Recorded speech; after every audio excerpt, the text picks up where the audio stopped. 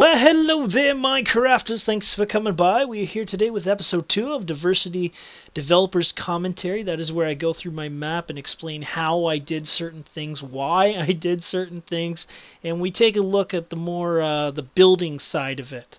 So I hope you've enjoyed our first episode. Last time we looked at the monument and how that works. So this next episode is going to have spoilers. If you haven't played the map, you should probably not watch this. But if you have played the puzzle branch, then go ahead and watch this because that's what we're going to be talking about today. I've also been watching some LPs on the escape branch, and it is cracking me up when you guys die. So I definitely want to go through that and show you the jokes of why I did them. But anyway, let's move on here. We are going to be looking at the puzzle branch, and there's quite a bit in there. So today, I think for this episode, we're just going to have enough time to go over the first puzzle. But it's pretty cool. But like I said, if you haven't played the map yet, you probably should not watch this. But what is that? You guys check if that's in my map, because that's not supposed to be there. That should have been a slab. Anyway, let's go on. Puzzle branch. First puzzle. Here we go. Don't watch if you haven't seen it.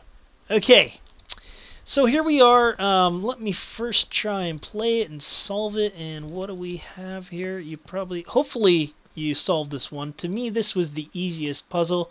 It was actually the only idea I had when I wanted to do a puzzle branch, and I knew I wanted to make a puzzle branch from the get-go, but I knew it would be hard because I wanted some interesting designs that were just buttons and levers. That's what I wanted to do.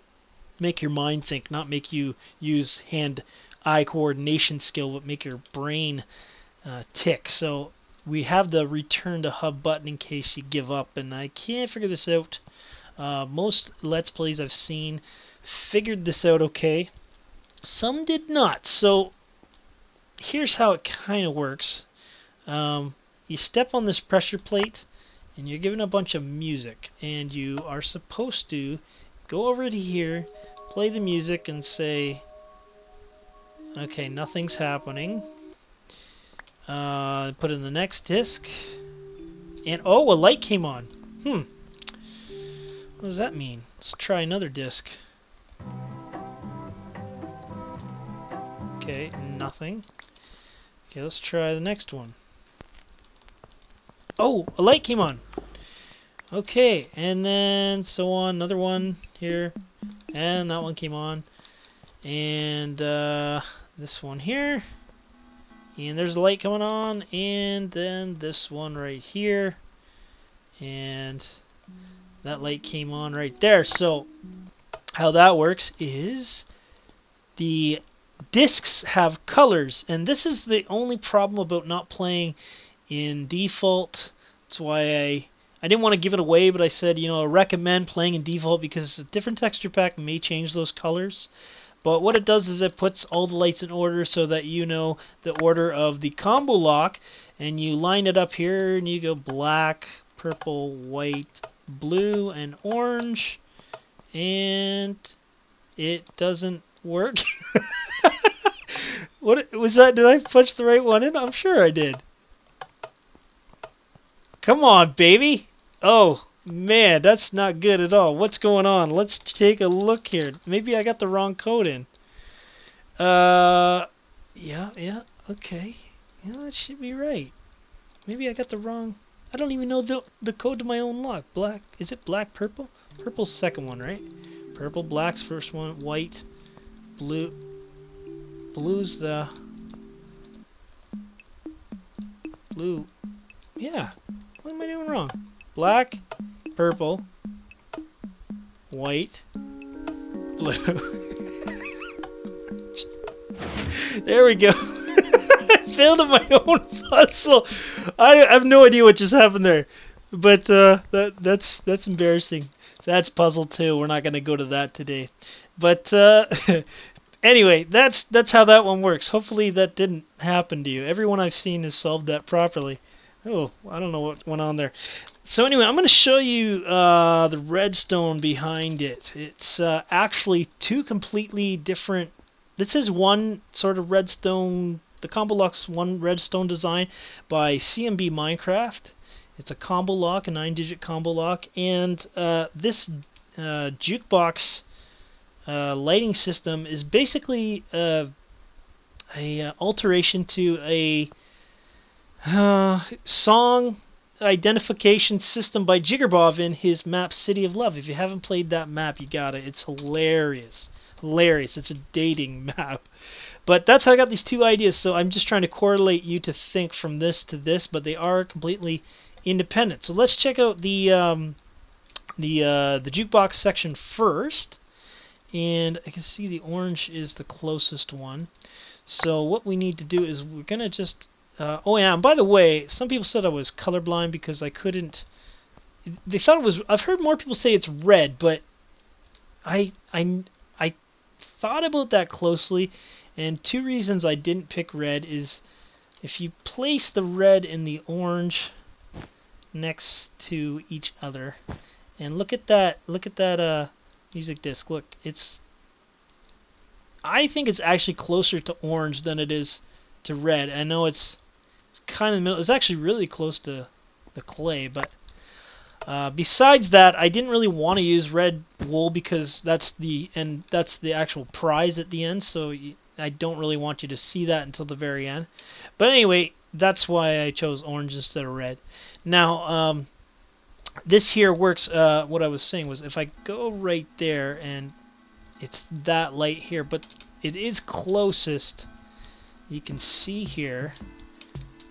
In episode 1, we talked about comparators and how they have a longer power depending on what's in them. Well, jukeboxes are interesting because depending on which disc you put in it, it'll have a longer wire, and that is how this sort of system works. So let me just show you a short demonstration, and we'll build it from scratch, kind of, okay? Alright, so just to show you, we're going to do a little review on comparators here with the jukeboxes. We talked about in episode 1 how if you fill up a chest, the comparator signal will get stronger the more items are in it, or a hopper or a dropper. And it's kind of the way with jukeboxes, except that Mojang made it so that each disc has a different length. It's kind of a cool feature that we can take advantage of. You can see... what is this one? Far, I think. That one was far, I think. Yeah, far. And so, just to show you, I'm gonna put something over top here. This is so this one, the signal goes all the way over to there, and that was the purple one. If I go to like a light blue, the signal is now over top of. Well, it's going all the way to the end. Probably further. There we go. Yeah, there you go. So depending on which song you put in, you're gonna have a different signal. This one here goes 1 block. So that means that we can actually have a completely different output based on what song you put in there, and that's sort of how those lights work. So the next part of here I'm going to show you is something to do with repeaters and how they lock each other from having signals or signals staying on.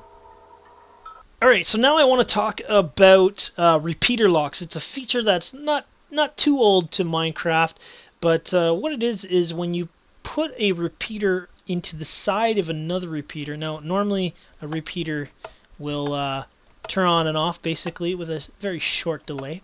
But if you power it, what it does, it will lock the repeater that whatever the state of it is. So it's off, and it doesn't matter what you do, you cannot power it. And it works the opposite way as well. If you power it and then you lock it, you cannot depower it. So that's another portion to the way that this system works. So now I'm going to show you how it kind of breaks it down with the two of those, with the jukebox and this section. Just before we get back into the locking mechanism, the locking system, I just want to show you something else that comparators do that is part of this design, is that let's just put this one disc in this jukebox, and we've got it powered to do one signal. And of course, if you put a repeater on there, what it's going to do is it's going to power another, what is it, 14 or 15 dust. Basically it makes a whole new full source. But if you put a comparator, what it does is it just takes the signal from behind and pushes it out in front. And when you're trying to make only a certain amount of distance, that's important. That actually helps with this section over here. So what we've got is basically the starting of that design. We've got a lock set here. The comparator comes out and takes the output, or judges how much signal is going to come out of that jukebox, and sends it a couple directions. So one, it goes into this light for output number 1, and then this comparator just takes this signal and moves it ahead. And then if it has enough power, it can move ahead to this, and then it can lock that repeater and it can power this. So the way that works, hopefully that's not too confusing for you, is we just put the first song in and we're good to go. We don't have enough power to get the other light on. That means that, yeah, we know that this light means this is the yellow song. What song is that? That's 13. So 13 there, we got 13, we know that's 13. So now if we pick, I think this is cat, there we go, that's cat there. Now one problem here is we have them both on. We don't want to have both of them on because we want to be able to identify that this one is cat. So the other thing in that system, you can see we have a lock there. It's in the timing. So because this is not this is the same speed basically as this coming out, this can turn on and then it locks it to be on. So the way that the jukebox system works is we just set a delay. I think 3 is good enough. Yep, there we go. So the signal coming over here is actually quicker than what it is because of the delay. It locks it off before that power can get on, and it's able to only put this light on, and then all you do is just keep building it out and out and out. And I'll show you that behind here. Hopefully that kind of makes sense to you.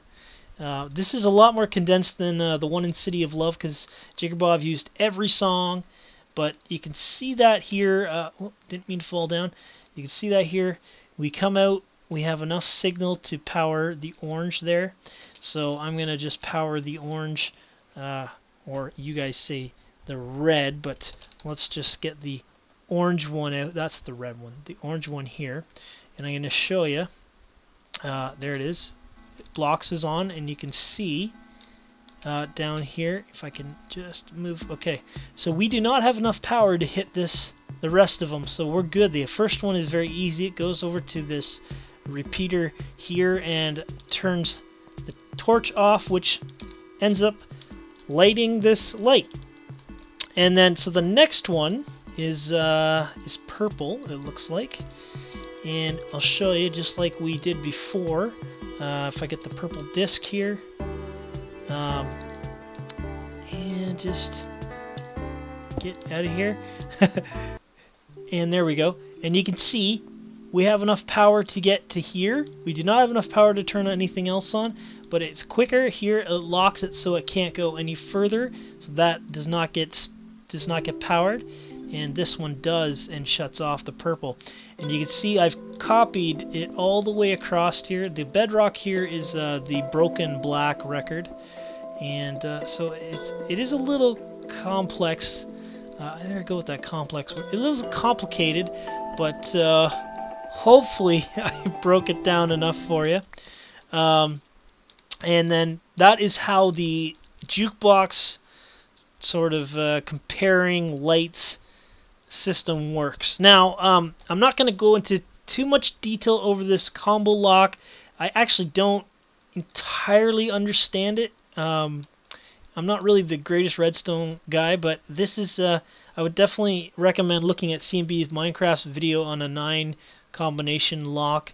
I will put the link in the description, but basically all these torches are lit, and you press 1 and it'll turn off. It'll turn, let's see if we can do this. It'll turn off that torch, which goes to a signal and is able to go through a combination turning off torches, and there's some AND gates over here. I'm not going to be able to explain all this. Definitely check out his video if you want to do it. But basically, once you hit the right pattern, the output is sent over here, and it opens our door, which, if I can see it, is over here, and gets depowered to open these pistons. So I will definitely leave that link in the description to check out the video there. Hopefully you understood what we did in this video, and hopefully the puzzle makes sense. Next time we're going to take a look at puzzle 2 here. This is the water hopper water stream puzzle, which actually I came up on my own, but it's sort of just a different take on that classic, having all the lights on at the same time, but something to do with hoppers down here that was kind of fun. Anyway, hope you enjoyed looking at our first puzzle in the puzzle branch. I will see you next time on our Diversity Developers Commentary.